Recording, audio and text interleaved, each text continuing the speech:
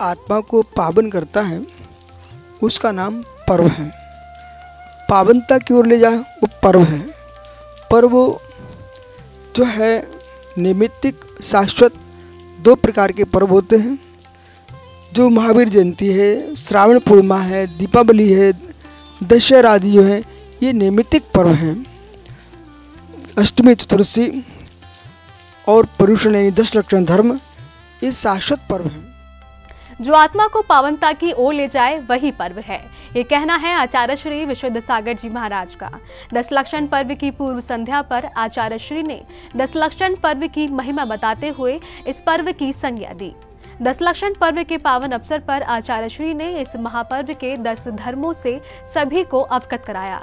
तो आइए आचार्य श्री के माध्यम से समझते हैं कि क्या समझाते हैं 10 लक्षण पर्व के ये 10 धर्म।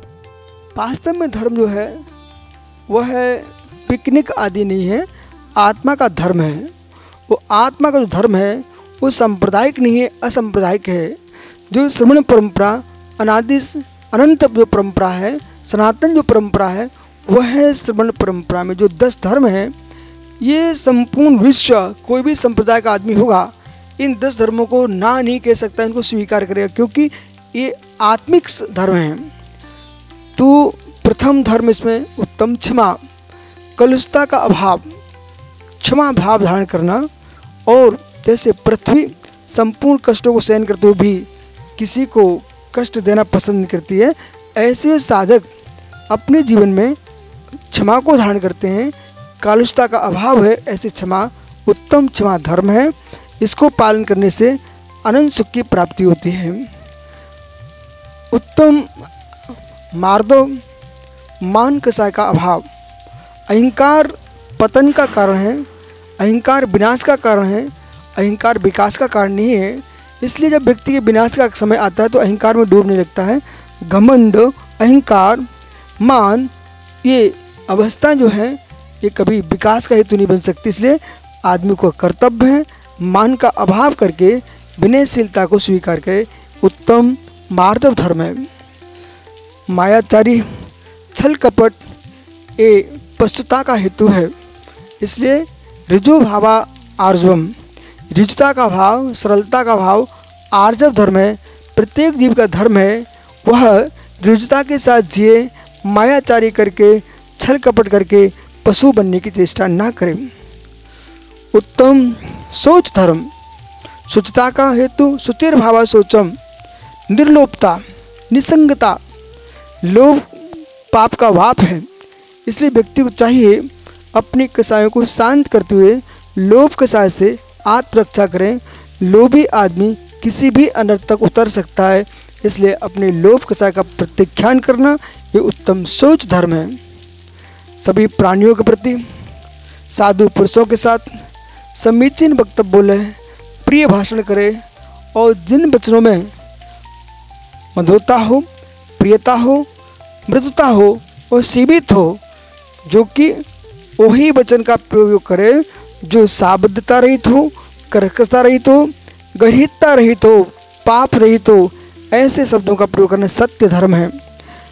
सत्य एक ऐसा व्रत है जो कि सत्यवादी लोग पूजनीय विश्व पूज्य हो जाता है। और ऐसे वचनों का प्रयोग ना करें जो कि मर्म भेदी हों, जगत के प्राणी कष्ट देने वाले हों। ना पशुवाची शब्दों का प्रयोग करें, ना निंदनीय शब्दों का प्रयोग करें। चकार मकार की भाषा का प्रयोग नहीं करना ये साधुजनों का सत्य व्रत है। मोक्ष मार्ग का उपदेश देना, भ्रम का हरण हो, ऐसे वचनों का प्रयोग करना उत्तम सत्य धर्म है। प्राणी इंद्रियों की अशुभ प्रवृत्ति की निवृत्ति, इसका नाम उत्तम संयम धर्म है। बिना संयम के जीव निर्वाण को प्राप्त नहीं हो सकता है। निर्वाण मार्ग की सिद्धि संयम के मार्ग से ही खुलती है। इसलिए अपने मन को, इंद्रियों को बस में रखना और त्रस और स्थावर हिंसा का त्याग करना, यह संयम धर्म है।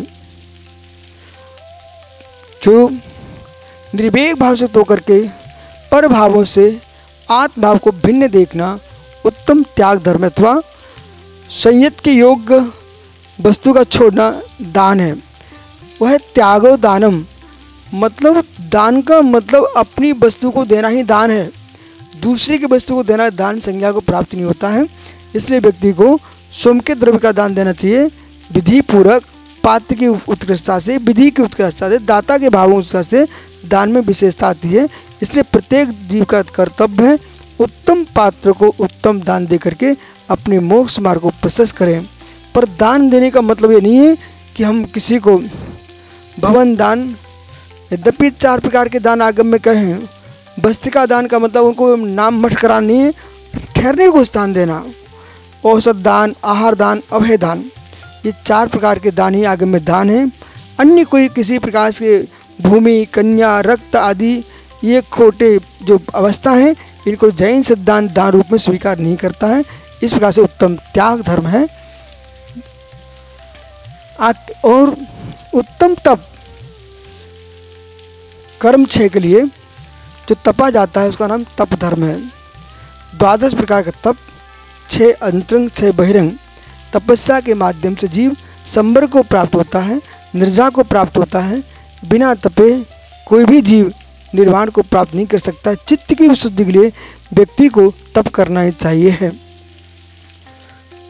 और जब व्यक्ति तप में तल्लीन हो गया, संयम को प्राप्त कर लिया, अब कुछ भी अवशेष नहीं। एकमात्र में एक अकेला ध्रुव ज्ञायक पिंड चैतन्य ज्ञानघन भगवान आत्मा है। अपने स्वरूप की लीनता किंचनम नास्ति आकिंचनम, मेरे शरीर का टुकड़ा मात भी, रोम मात भी मेरा नहीं है, परमाणु मात भी जीव का निज स्वभाव नहीं है, एकमात्र ज्ञायक भाव ही अपना निज स्वभाव है। ऐसा विचार करना यह है आकिंचन धर्म है।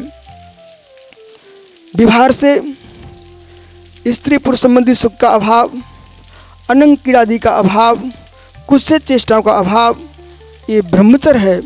परमार्थ दृष्टि से ब्रह्मणि आत्मनि आचति ब्रह्मचर्यम, निज आत्मा में रमण करना ही ब्रह्म है, और उस ब्रह्म आत्मा है उसमें आचरण करना ब्रह्मचर्य है।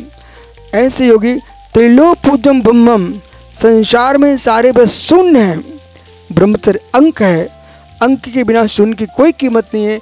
ऐसे ब्रह्मचर्य के अभाव में संसार सारी तपस्याएं शून्य है। ब्रह्मचर्य धर्म ही जगत पूज्य धर्म है। ऐसे 10 धर्मों का आचरण करके जीव अपनी आत्मा कल्याण करता है, और वास्तव में पूर्णतः ये 10 धर्म रत्नत्रयधारी के होते हैं। श्रावक को इनका अभ्यास करना चाहिए और श्रवणों को पूर्ण पालन करना चाहिए, जिससे कि इनका मोक्ष मार्ग प्रशस्त हो। और देश के संपूर्ण नागरिकों को इन 10 धर्मों का अभ्यास करना चाहिए। इससे देश में सुख और शांति की वृद्धि होगी और संसार से पतन का अभाव होगा। ओम नमः शिवाय।